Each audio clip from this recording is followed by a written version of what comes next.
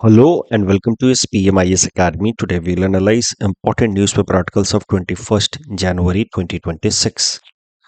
Please note you can download the PDF version of today's newspaper analysis by clicking the link given in the comment section.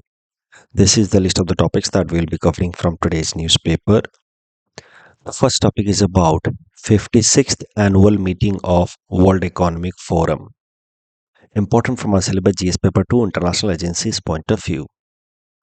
देखिए world economic forum एक Switzerland based non profit foundation agency है। हर साल ये एक meeting conduct करवाता है इन Davos Switzerland. तो Switzerland के ईस्टर्न पार्ट में एक जगह है डावोस, वहाँ पे हर साल एक एनुअल मीटिंग कंडक्ट कराता है ये एक इंटरनेशनल एजेंसी जिसका नाम है world economic forum and it is a non profit organisation. इस एनुअल मीटिंग का मकसद होता है कि दुनिया के जो टॉप लीडर्स हैं अलग अलग फील्ड के, चाहे वो बिजनेस फील्ड के हों, इंटरनेशनल रिलेशंस के हों, पॉलिटिकल लीडर्स हों, इंटेलेक्चुअल्स हों, जर्नलिस्ट हों, उन सबको आपस में इंटरैक्ट करने के लिए एक प्लेटफॉर्म प्रोवाइड किया जाए जहाँ पे वो डिस्कस करें एंड फाइंड आउट करने की कोशिश करें solutions to the problems faced by the world countries.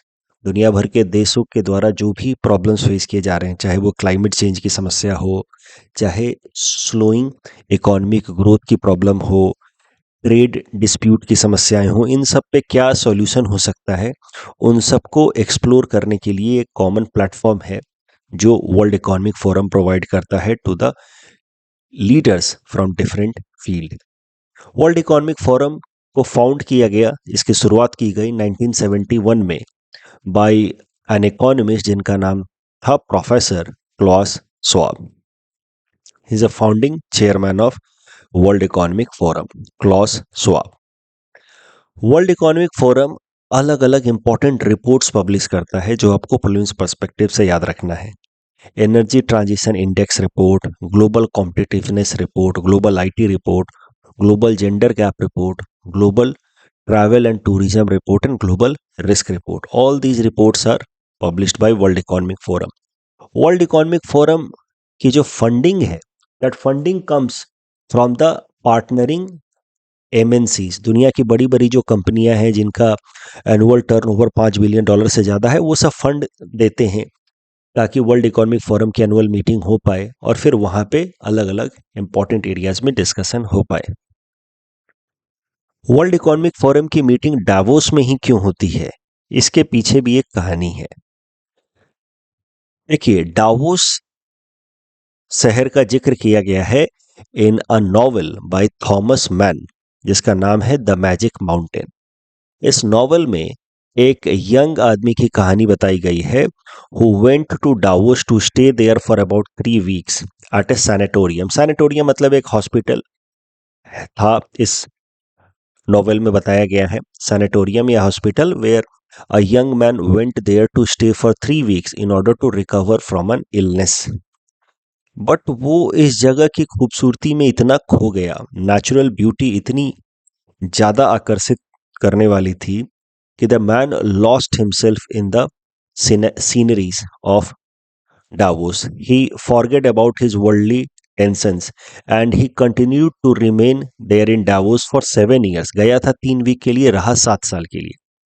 तो इस नॉवेल में बताया गया है कि डावोस की सीनिक ब्यूटी इतनी अच्छी है कि आप बाकी सारे टेंशन्स भूल जाएंगे और आप फोकस होकर के अपना काम कर सकते हैं।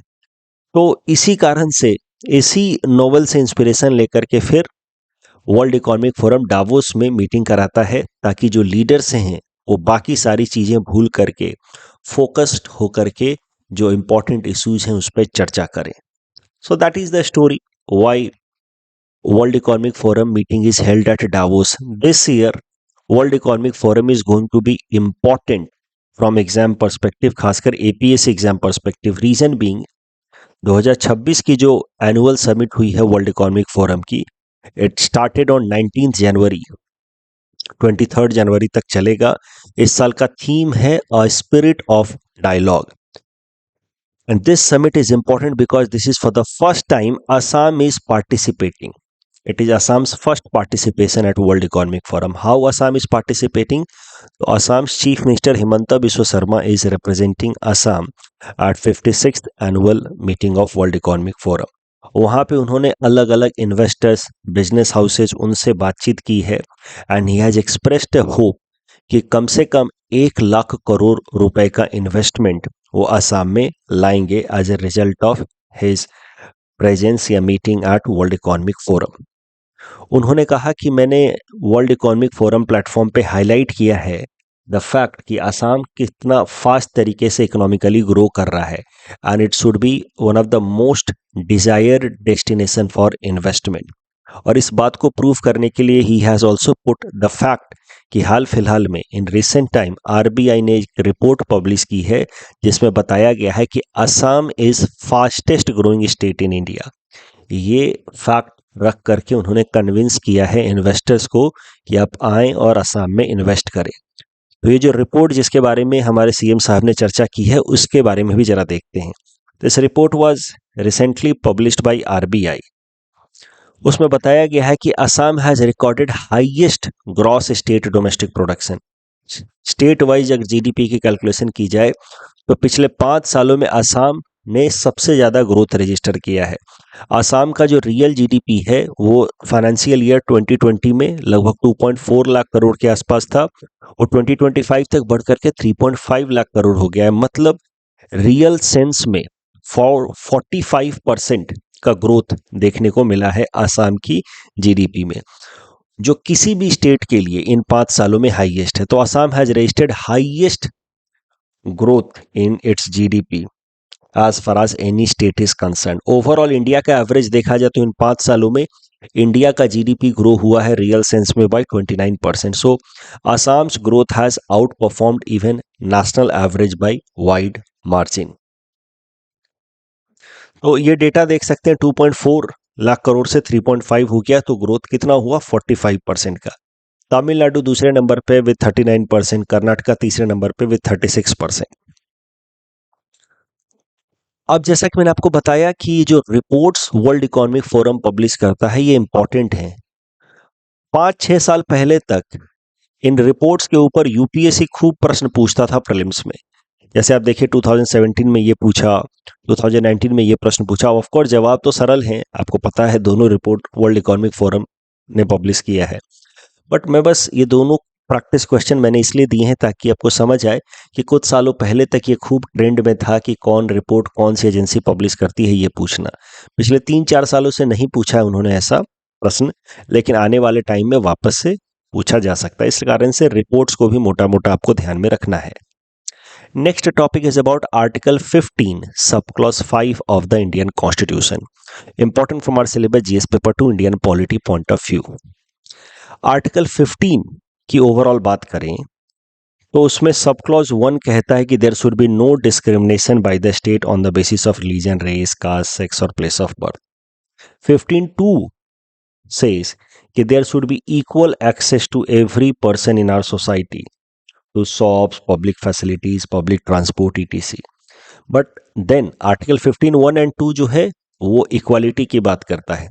फिर 15(3), 4, 5 and 6 यहाँ पे कुछ स्पेशल प्रोविजंस की बात की गई है for the marginalised community. For example article 15(3) allows state to make a special provision for women and children, and such special provisions should not be considered as violation of article 15(1) या 15(2). यानी कि women के लिए अगर reservation की व्यवस्था कर दी गई इन बस पब्लिक ट्रांसपोर्ट तो that should not be considered as violation of article 15(2). Article 15(4) talks about affirmative action या पॉजिटिव डिस्क्रिमिनेशन, या सरल भाषा में कहें तो reservation for OBC, SC and STs in jobs. 15(5) is specially about reservation in education institutions. 15(5) को अलग से इंसर्ट किया गया as a result of 93rd amendment act. उसके पहले अगर रिजर्वेशन दिया भी जाता था इन एजुकेशन इंस्टीट्यूशन तो वो आर्टिकल 15(4) के अंतर्गत ही दिया जाता था, लेकिन एजुकेशन इंस्टीट्यूशन के अंदर reservation to SC, ST and OBC students के लिए अलग से प्रोविजन लाया गया article 15 sub clause 5 by bringing 93rd constitutional amendment act. And then EWS reservation 10% quota for EWS ये इंट्रोड्यूस किया गया as a result of article 15 sub clause 6. That was also result of an amendment to the constitution. तो आज हम लोग focus कर रहे हैं आर्टिकल 15 सब क्लॉज 5 पे. जैसा कि मैंने आपको बताया, this article 15 sub clause 5 provides provision for reservation in education institution for students from SC, ST and OBC community. ये जो आर्टिकल है it applies to all education institution, चाहे वो गवर्नमेंट एजुकेशन इंस्टीट्यूशन हो या सेमी गवर्नमेंट एजुकेशन इंस्टीट्यूशन हो, यानी कि ऑटोनोमस है बट गवर्नमेंट द्वारा फंडेड है, या फिर प्राइवेट अनएडेड एजुकेशन इंस्टीट्यूशन हो, सबके लिए ये वैलिड है.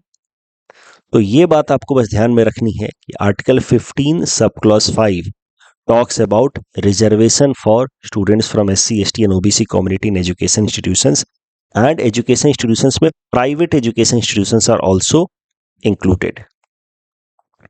But yes, minority education institutions recognized under Article 30 subclause 1 are not included under Article 15 subclause 5. यानी कि सरल भाषा में जो minority institutions हैं वहां पे SC, ST and OBC students के लिए रिजर्वेशन अवेलेबल नहीं होगा under article 15 subclause 5.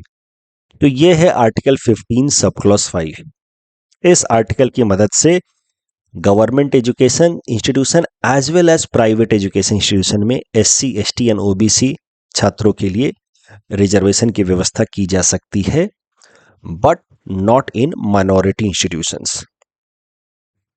Article 15 subclause 5 को चैलेंज किया गया था सुप्रीम कोर्ट में in Pramati educational case of 2014, but supreme court held the constitutional validity of 93rd Constitutional Amendment Act, and it upheld that this reservation provided under Article 15 subclause 5 is justified. Supreme Court also noted and upheld कि हाँ minority institution में ये reservation नहीं होना चाहिए in order to maintain the minority nature of the education institution. लेकिन अगर current status की बात करें आर्टिकल 15 सबक्लॉज 5 के इम्प्लीमेंटेशन की कि करेंटली कैसे इंप्लीमेंट होता है, तो currently SC, ST and OBC students के लिए रिजर्वेशन की व्यवस्था है in government institution as well as government aided institutions, but private unaided education institution में अभी रिजर्वेशन की व्यवस्था नहीं है.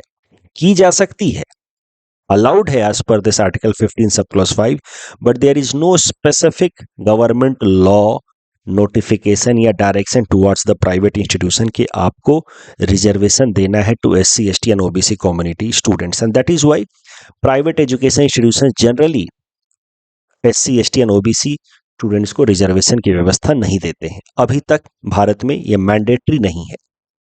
करंट न्यूज यही है कि कांग्रेस के लीडर जयराम रमेश साहब ने कहा है कि भारत सरकार को सारे प्राइवेट एजुकेशन इंस्टीट्यूशन को भी डायरेक्ट करना चाहिए कि आप आर्टिकल 15 सबक्लॉज 5 के अंतर्गत SC, ST and OBC students को रिजर्वेशन दें. तो प्राइवेट इंस्टीट्यूशंस पे भी इसको अप्लाई करने के लिए भारत सरकार को या तो कानून बनाना चाहिए, नहीं तो कोई नोटिफिकेशन रिलीज करना चाहिए, ऐसा कहा है जयराम रमेश साहब ने.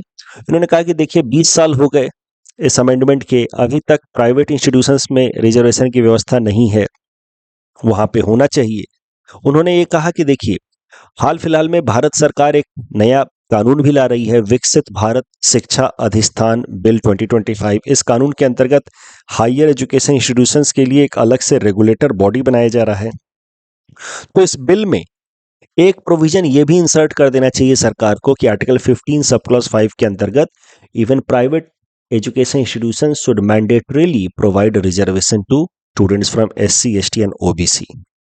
तो अभी ध्यान रखने वाली बात यह है कि करंट स्टेटस ये है कि प्राइवेट इंस्टीट्यूशंस में अभी अलाउड, मतलब अभी मैंडेटरी तरीके से रिजर्वेशन की व्यवस्था नहीं है, लेकिन हाँ गवर्नमेंट इंस्टीट्यूशंस में है. This is all about article 15 subclause 5. It has been in news, that is why हो सकता है कि आने वाले एग्जाम में इस पर प्रश्न पूछ लिया जाए. ये प्रीलिम्स प्रैक्टिस क्वेश्चन है on this topic. You can attempt this question and submit the answer in the comment section. Next topic is about Chagos Island and concept of Indian Ocean Zone of Peace. Important from our syllabus GS paper 2 international relations point of view. Chagos Island की अगर हम बात करें तो it is an actually group of island, it is not one single island, it is a group of islands, यानी कि it's an archipelago. It is in Indian ocean. 60 के आसपास छोटे बड़े आइलैंड का एक सीरीज है जिनको कहा जाता है Chagos archipelago. It is half way between Africa and Indonesia. तो इस यहाँ पे है Chagos Chagos archipelago in Indian Ocean. इसके वेस्टर्न साइड में अफ्रीका, ईस्टर्न साइड में इंडोनेशिया, दोनों के बीच में है लगभग ये चागोस आर्कीपेलागो। इसका जो सबसे बड़ा आइलैंड है वो है Diego Garcia island. Chagos archipelago की बात की जाए तो इट बिलोंग्ड टू यूके। इसके ऊपर यूके का कंट्रोल था टिल 2025।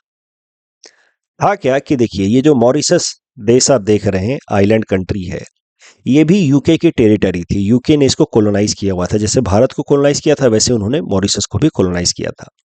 1968 में मॉरिशस गॉट इट्स इंडिपेंडेंस। लेकिन मॉरिशस को बिलोंग करने वाला ये जो चागोस आर्कीपेलागो है, इसको अपने अंडर ही रखा ब्रिटिशर्स ने। चागोस आर्कीपेलागो का कंट्रोल उन्होंने गिव अप नहीं किया, and that is the reason why Chagos Archipelago remained a bone of contention between Mauritius and UK. पहले तो मॉरिशस ही यूके का गुलाम था, लेकिन जब मॉरिशस आजाद हुआ तो मॉरिशस के इस हिस्से को उन्होंने फ्री किया, लेकिन उसका एक इंपॉर्टेंट आइलैंड अभी भी उन्होंने अपने अंडर रखा। 1966 में 1966 में यानी कि मॉरिशस के आजाद होने से 2 साल पहले ही यूके ने चागोस आर्कीपेलागो का जो सबसे बड़ा आइलैंड है डिएगो गार्सिया आइलैंड, इसको लीज पे दे दिया अमेरिका को to build its military base. तो डिएगो गार्सिया आइलैंड पे अमेरिका का एक मिलिट्री बेस है जो 1966 के एक एग्रीमेंट के हिसाब से बना है, और अमेरिका इस मिलिट्री बेस का खूब इस्तेमाल करता है अगर उसको कोई ऑपरेशंस करने होते हैं, मिलिट्री ऑपरेशंस इन अफ्रीका या Asian countries. For example gulf war के दौरान या अफगानिस्तान वॉर के दौरान American fighter jets have used Diego Garcia island a lot. यहाँ पे जो उनका मिलिट्री बेस है उसका खूब इस्तेमाल किया for refuelling and berthing purpose.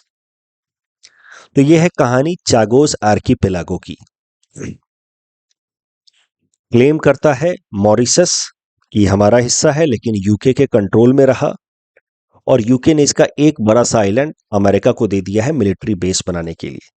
काफी लंबे समय के डिस्प्यूट के बाद इवन ये मामला इंटरनेशनल कोर्ट ऑफ जस्टिस में पहुंचा, ICJ which is judicial wing of United Nations, और वहां पे भी आईसीजे ने रिकॉग्नाइज किया कि Chagos islands should belong to Mauritius. इन तमाम लंबे डिस्प्यूट के बाद साल 2025 में the UK agreed to transfer sovereignty of Chagos island to Mauritius. तो पिछले साल मई महीने में पिछले साल यूके ने चागोस आर्कीपेलागो को ट्रांसफर कर दिया टू मॉरिशस। उसी से रिलेटेड ये न्यूज है। अब देखिए, एक और बात आपको ध्यान रखनी है कि चागोस आर्कीपेलागो मॉरिशस को तो दे दिया गया पिछले साल, लेकिन Diego Garcia continues to be under Americans. It continues to remain an American base for next 99 years. तो इसी शर्त पे यूके ने ये चागोस आर्कीपेलागो मॉरिशस को ट्रांसफर किया है कि हमने जो अमेरिका को ये डिएगो गार्सिया आइलैंड लीज पे दिया है, ये लीज चलते रहना चाहिए अगले 99 सालों तक। तो यूएस मिलिट्री बेस अभी डिएगो गार्सिया, जो चागोस आर्कीपेलागो का सबसे बड़ा आइलैंड है, वहां पे रहेगा फॉर नेक्स्ट 99 ईयर्स। इसी से रिलेटेड ये करंट न्यूज है। डोनाल्ड ट्रंप ने कहा कि यूके ने बेवकूफी कर दी चागोस आर्कीपेलागो को हैंड ओवर करके मॉरिशस को। इसको नहीं करना चाहिए था। इससे क्या होता कि वेस्टर्न कंट्रीज के लिए एक स्ट्रॉन्ग बेस बना रहता इंडियन ओशन में। It is an act of stupidity. Donald Trump कहने की कहा हम अपने लिए आइलैंड और कैप्चर करने की कोशिश कर रहे हैं, जो हमारा नहीं भी है उसको भी हम कैप्चर करने की कोशिश कर रहे हैं, ग्रीनलैंड वगैरह। और यूके ने देखो क्या बेवकूफ़ी कर दी, जो आइलैंड उसके कंट्रोल में था चागोस आर्कीपेलागो, वो भी गिव अप कर दिया। इससे क्या है कि वेस्टर्न कंट्रीज का जो स्ट्रेटेजिक इंटरेस्ट है वो कॉम्प्रोमाइज होगा। Countries like China and Russia, their footprint may get strengthen in Indian Ocean, उनको एक एडवांटेज मिलेगा, ये कहा डोनाल्ड ट्रंप ने। लेकिन अगर भारत की बात की जाए कि भारत का इंटरेस्ट कहाँ लाई करता है, तो India welcomed the agreement between UK and Mauritius held last year, जिसके अंतर्गत Chagos Archipelago were transferred from UK to Mauritius. क्योंकि भारत हमेशा से ही चाहता है कि जो इंडियन ओशन वाला रीजन है it should remain free from influence of super powers. कोई भी मेजर कंट्री इस एरिया में अपना फुटप्रिंट स्ट्रेंथन ना करे। हम चाहते हैं कि Indian ocean should remain back yard of Indian navy. Indian navy should be the first responder in case of any emergency situation, यानी कि Indian navy should remain blue water navy in Indian ocean, और कोई foreign power यहाँ पे बहुत मजबूत ना हो। इसी कारण से जब यूके ने विड्रॉ किया तो इंडिया वेलकम दैट डिसीजन। तो इंडिया का ये जो अप्रोच है इंडियन ओशन को लेकर के, इसको एक कॉन्सेप्ट से जाना जाता है, जिस कॉन्सेप्ट का नाम है Indian ocean zone of piece. ये जो इंडियन ओशन है इसके अंदर भी कोल्ड वॉर के दौरान एक प्रॉक्सी वॉर की सिचुएशन बन रही थी। ये जो Indian ocean zone of peace का कॉन्सेप्ट है it develop during the cold war time. Cold war जिसमें यूएस एंड यूएसएसआर ब्लॉक वे trying to strengthen their influence world over, तो उसमें इंडियन ओशन के अंदर भी they were trying to increase their presence on different islands. उस time में जो इंडियन ओशन के मेजर कंट्रीज हैं जैसे इंडिया, श्रीलंका एंड इंडोनेशिया, और ये सब नॉन अलाइनमेंट मूवमेंट का भी हिस्सा थे, यानी कि they wanted to stay away from cold war. तो उस दौरान ये तीन देश, याद रखना आपको आईआर के आंसर में लिखने के लिए, अगर कोई भी सवाल होगा इंडियन ओशन के ऊपर, तो कि तीन देश कोल्ड वॉर के टाइम में इंडिया, श्रीलंका एंड इंडोनेशिया, इन्होंने कॉन्सेप्ट लाया Indian ocean zone of peace का। Indian ocean zone of peace का कॉन्सेप्ट पहली बार प्रपोज किया गया on NAM platform, and Indian ocean zone of peace concept जो है it simply aimed at keeping Indian Ocean free from influence of great powers, free from rivalry of great powers, या free from proxy war during cold war, कि भैया इस area में लड़ाई मत करो तुम लोग, जो भी हो यूएस यूएसएसआर इधर मत आओ। तो Indian ocean zone of peace का कॉन्सेप्ट नैम प्लेटफॉर्म पे डेवलप किया गया ड्यूरिंग कोल्ड वॉर टाइम। बाद में इन तीनों देशों ने यूनाइटेड नेशन जनरल असेंबली के अंदर रिजोल्यूशन रखवा करके 1971 में Indian ocean zone of peace को रिकॉग्नाइज करवाया as a concept even at United Nation platform under resolution number 2832, कि Indian ocean should remain free from foreign powers. तो ये जो यूके का विड्रॉल है from Chagos Archipelago, that is in line with the concept of Indian Ocean Zone of Peace, which always has been supported by India. Though Indian Ocean Zone of Peace concept belongs to Cold War era, but India continues to follow this idea.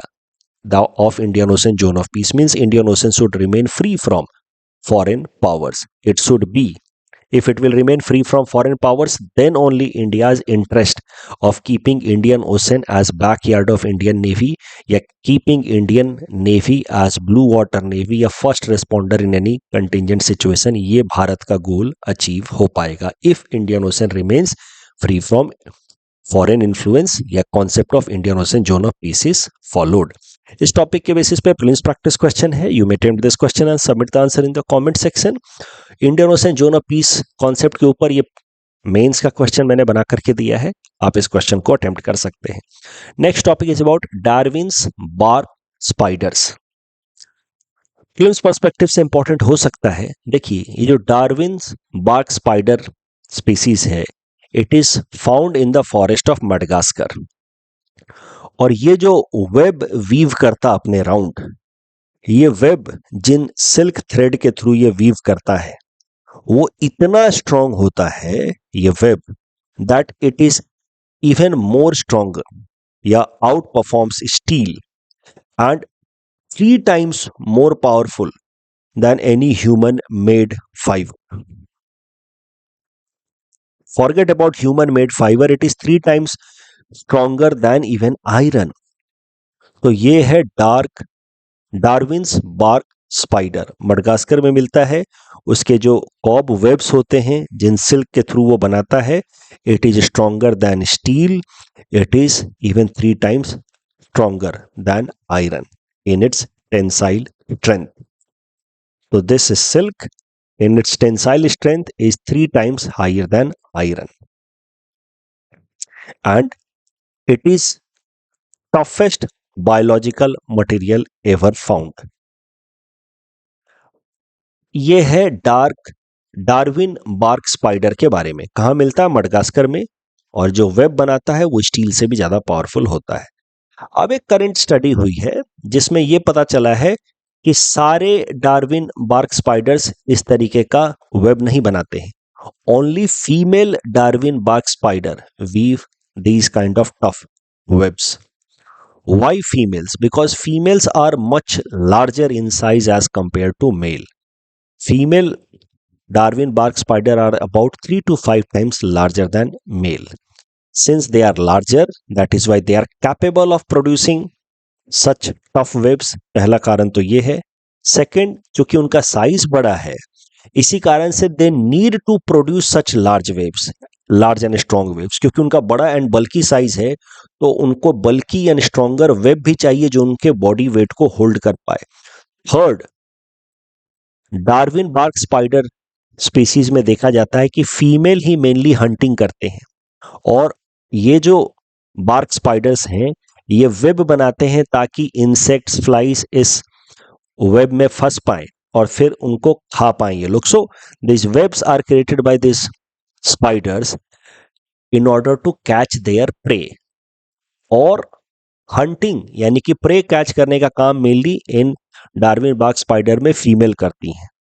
सो इन 3 कारणों से, पहला, इनका body size बड़ा है, female Darwin bark spider का body size बड़ा है, इस कारण से they are more capable, plus they need stronger web to support their body size, and third, इन्हीं की जिम्मेदारी होती है इस स्पीसीज के अंदर to catch prey, and these 3 reasons are why only female Darwin bark spiders weave tough webs.